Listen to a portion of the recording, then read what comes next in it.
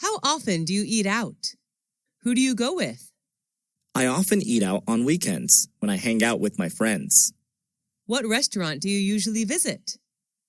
Well, there are not many restaurants in my neighborhood, so my best choice is the deli and convenience stores like the Circle K, Mini Stop, B Smart.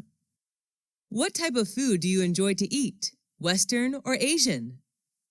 I'm interested in Asian food. Western food is not my thing. How much do you usually pay when you eat out? It's not very expensive, just around $5 for each meal. Do you enjoy spicy food?